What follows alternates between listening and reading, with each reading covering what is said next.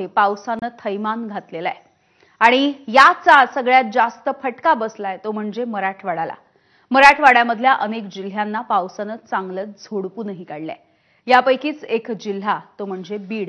बीडमध्ये आजची सकाळ उजाडली आणि इथल्या नागरिकांनी जे घरासमोर पाहिलं ते होतं चिखलाचं साम्राज्य। शेतामध्ये साचलेलं गुडघाभर पाणी आणि त्याच पाण्यामध्ये उद्ध्वस्त झालेली शेती।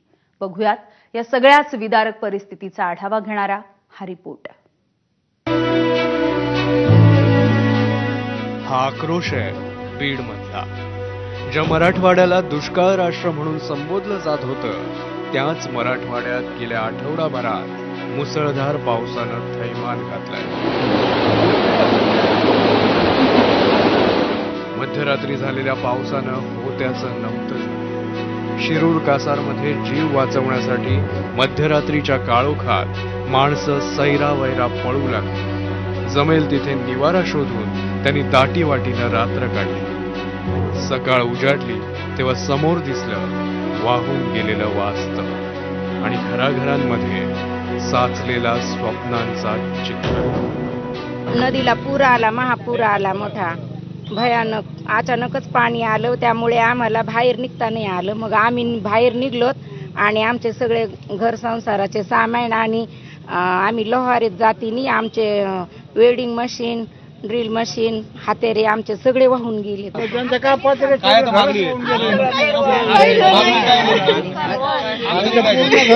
आम्ही राहिले बघा ते नदीला पाणी आलं तर समजे वाहून गेलेले साहेबांचं। आमची परिस्थिती अशी एकच पाणी आलं 4 वाजता।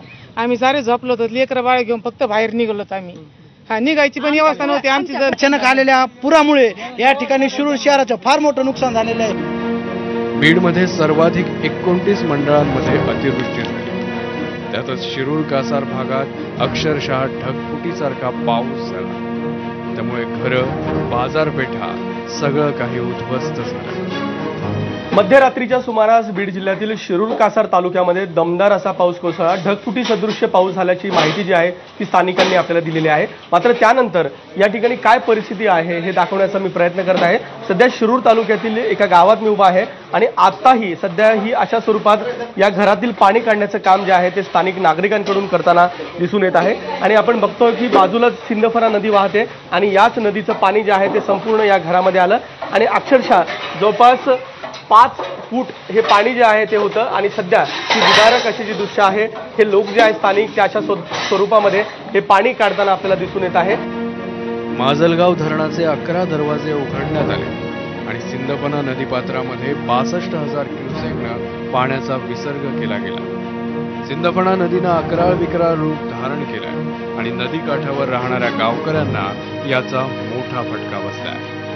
बीडचे पालकमंत्री असलेल्या अजित पवारांनी या सगळ्याची माहिती घेतली आणि हेलिकॉप्टरच्या मदतीनं रेस्क्यूच्या सूचनाही करण्यात आल्या। जे संसार उपयोगी लागणारे धंद्यासाठी ते टोटल म्हणजे पूर्ण नुकसान गेलं, हाताला काही पण लागलं नाही। आम्हाला शासनाला एवढीच विनंती आहे की माझं घर पण ह्या इथं आहे, माझा सगळा संसार आहे आता सध्या पाण्यात आहे। मी कपड्यानिशी फक्त बाहेर निघलेला आहे। फक्त शासनाला एवढीच विनंती की आमच्या गरिबांचे घरं उभा राहावेत आणि आम्हाला काहीतरी मदत मिळावी।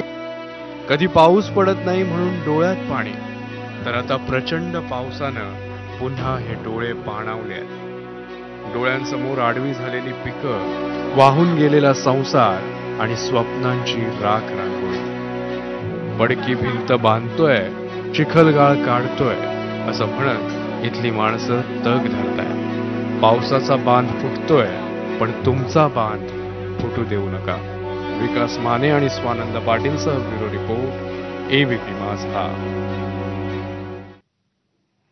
तिकडे धाराशिव आणि जालना या ठिकाणची परिस्थिती सुद्धा अत्यंत बिकट झाली आहे। मुसळधार पावसामुळे आलेल्या पुरामुळे दोन्ही जिल्ह्यामधल्या अनेक संसार उघड्यावरती पडलेत। शेतामध्ये गाळ साचलाय आणि बळीराजा संकटात सापडलाय। बघूयात याच 2 जिल्ह्यामधल्या परिस्थितीचा आढावा घेणारा हा रिपोर्ट।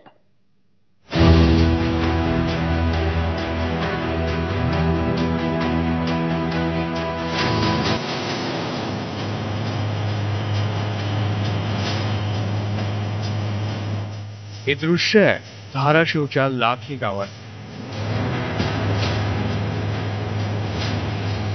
एकाच रात्री पावसाचा तडाखा इतका बसला की काही समजण्याच्या आत घरात, शेतात आणि दुकानांमध्ये पाणी शिरलं. दुभती जनावरं वाहून गेली. जीव वाचवण्यासाठी लोकांना घराच्या छतावर आसरा घ्यावा लागला. पुराच्या वेढ्यात अडकलेल्या या लोकांना वाचवण्यासाठी थेट हेलिकॉप्टरला पाचारण करावं लागलं.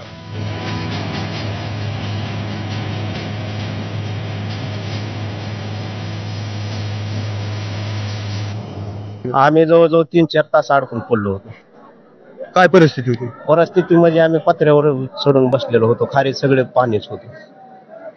घर पूर्ण पाण्यात? हा, पूर्ण पाण्यात. सगळा आमचा संसार सगळा वाहून गेलेला आहे पाण्यात आता सध्या. भीती तर खूप वाटत होती ना, कारण आमच्या जवळ लहान लेकरं होते, वृद्ध महिला होत्या, पुरुष होतं, जनावर येते. आता सध्या जनावर पाण्यातच येते आमचे.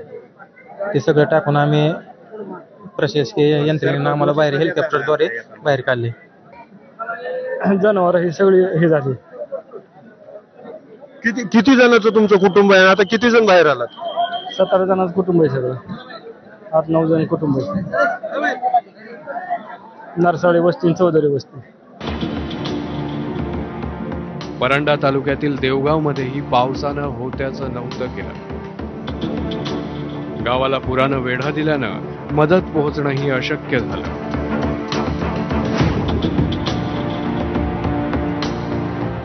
अखेर लष्कराचे जवान बोटीनं दाखल झाले आणि गावकऱ्यांना सुखरूप बाहेर काढलं. धाराशिवमध्ये पावसानं हाहाकार माजवला आहे आणि धाराशिवच्या परंडा तालुक्यात देवगावमध्ये याच पावसाच्या पाण्यामध्ये अनेक जण अडकलेले होते. त्यांचं रेस्क्यू जे आहे ते मिलिटरीकडनं करण्यात आलेलं होतं. जवळपास 24 लोकांना आतापर्यंत मिलिटरीच्या हेलिकॉप्टरने रेस्क्यू करण्यात आलेलं होतं. मात्र आपण पुढच्या भागात पाहू शकतो की हे पुराचं पाणी आहे, अजूनही पाणी ओसरलेलं नाहीये आणि काही जणांना रेस्क्यू करण्यामध्ये जे आहेत त्या अडचणी येत होत्या. त्यामुळे आता मिलिटरीच्या बोटी देखील दाखल झालेल्या आहेत. अजूनही काही लोक या पुराच्या पाण्यामध्ये अडकलेले आहेत. त्यांचं रेस्क्यू करण्यासाठी आता मिलिटरीच्या बोटी या पाण्यामध्ये दाखल होत आहे. अहिल्यानगर येथली ही बटालियन आहे ती देवगाव इथं दाखल झालेली आहे आणि आतापर्यंत 24 लोकांना या पुराच्या पाण्यातून काढण्यामध्ये यश आलेलं आहे. या पावसामुळे सगळ्यात मोठा फटका बसलाय तो बळीराजाला. सोयाबीन आणि तोरीच्या शेतात अक्षरशः चिखल झालाय. काल रात्रीपासून कांदलगाव येथे मुसळधार असा पाऊस झालेला आहे आणि या पावसामध्ये कांदलगावची नदी पलीकडून 500 मीटर आणि अलीकडून 500 मीटर पूर्णपणे वाहत आहे. शेती पूर्णपणे वाहून गेली. इथं तूर होती, तुरीचं थोडं पण काही एक झाड सुद्धा दिसला इथं, इतकं वाहून गेलंय. माती वाहून गेली, खडक वाहून गेलाय. जी स्थिती धाराशिवची आहे तीच जालन्याची. मंठा तालुक्यातल्या वाघोडा गावाला पुरानं वेढा दिला. त्यामुळे एका महिलेला प्रसूतीसाठी दवाखान्यापर्यंत जायचा रस्ता बंद झाला. अखेर महिलेला खांद्यावर उचलून वाहणाऱ्या ओढ्यातून ग्रामस्थांनी मार्ग काढला.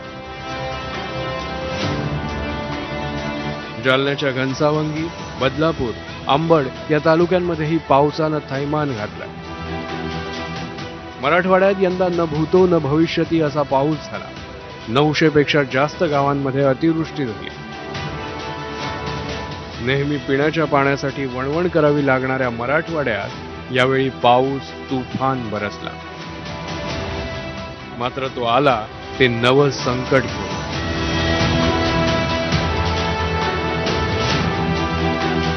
पुराचं पाणी काही वेळाने ओसरेलही, पण उघड्यावर पडलेला संसार आता कसा सावरायचा हाच प्रश्न या पूरग्रस्तांना पडलाय. जालन्यातून रवी मुंडेसह अप्पासाहेब शेळके, एबीपी माझा, धाराशिव.